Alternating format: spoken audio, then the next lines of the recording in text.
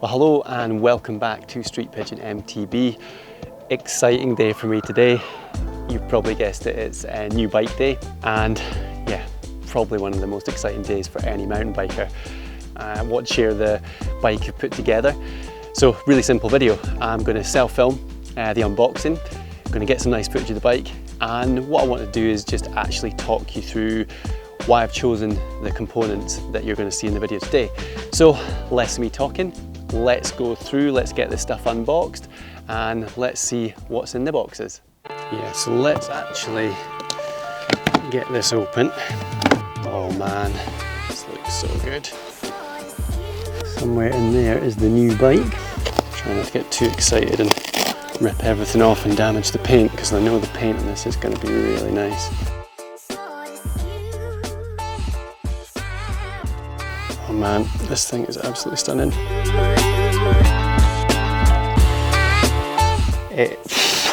It's an absolute stunner.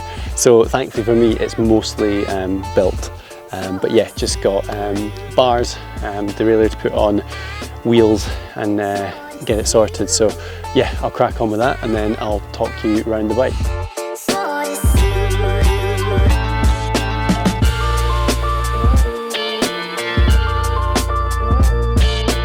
I'm just going to put these bars up a bit. I always really like a high front end, so I'll put the maximum spacers on to begin with.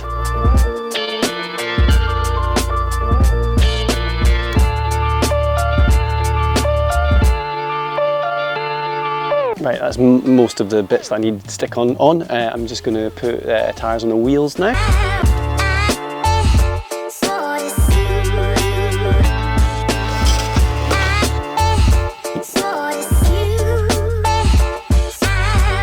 Yeah, watching me fit tubeless will be a laugh in itself.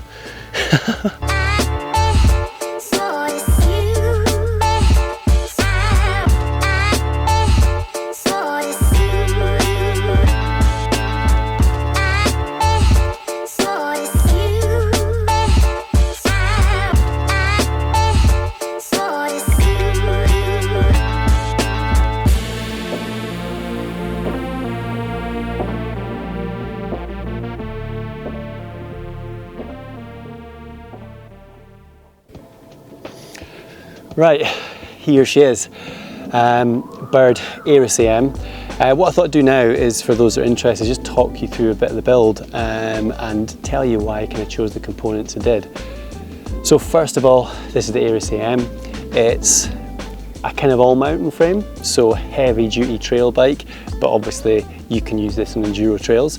It's a carbon fibre build, running 170mm up front, 160mm at the rear. So really the priority on this build was to keep it pretty light. I wanted it to be different from my Aeris 9, which is very much a gravity enduro bike. And most of the components have been thought of with a bit of weight in mind, minus the tyres and minus the forks, which I'll explain a little bit about. So starting off in the cockpit, I've gone for race face bars, carbon bars. I've had these in a few bikes now, I'm a really big fan of them.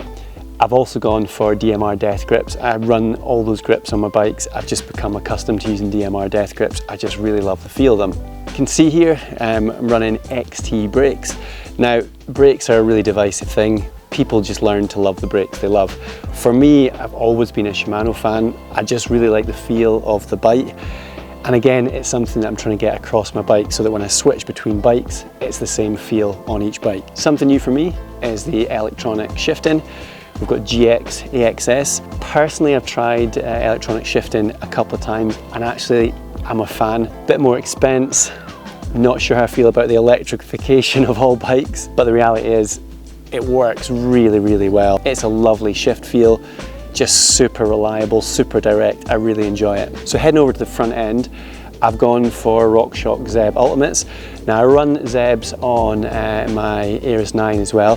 These are the 170mm iterations. Now for me, I just personally like the longer travel. I'm a pretty tall guy, so I mean the more travel the better, to be honest. And what I do like about the Zebs is actually they're really pretty stiff. So I was at a bike parks recently and you just really notice that. It's pretty confidence inspiring.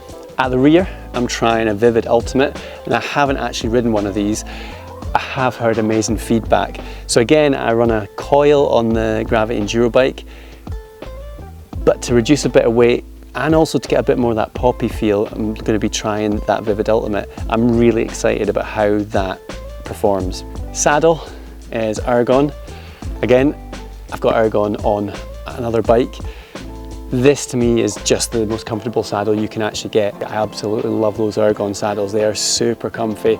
Genuinely one of the few saddles that I've been able to go a 30-40 kilometer ride in and just not feel any sort of sense of saddle pain, which is really, really nice.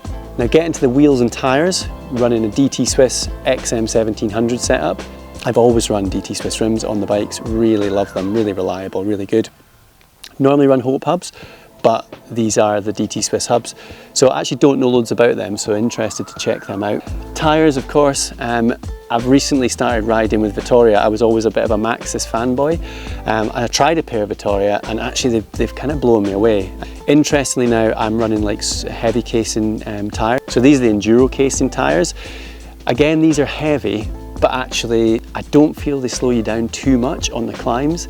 But what they do allow you to do is run super low pressure, and actually they're amazing at taking out the trail chatter. And finally, we've got SRAM drivetrain. Although I'm a big Shimano fan for brakes, I have to say I've always been a fan of the SRAM drivetrains. Just super reliable, you know what you're getting. A little bit of protection with the MRP chain guard, carbon cranks, and then to finish it off, some Tag Metals composite pedals.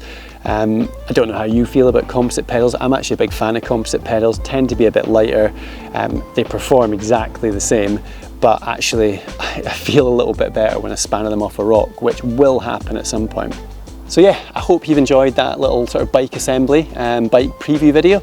Obviously the bike will be featured in the vlogs, but I just kind of, I was just so excited about it, I just kind of wanted to share the build with you.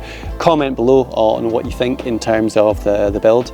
But yeah, really, really happy with it. And let me know what you make of the paint job as well. The Blurple Enduro bike always used to get good feedback. Let me know what you think of Grurple. So far, I am a fan though. See you soon.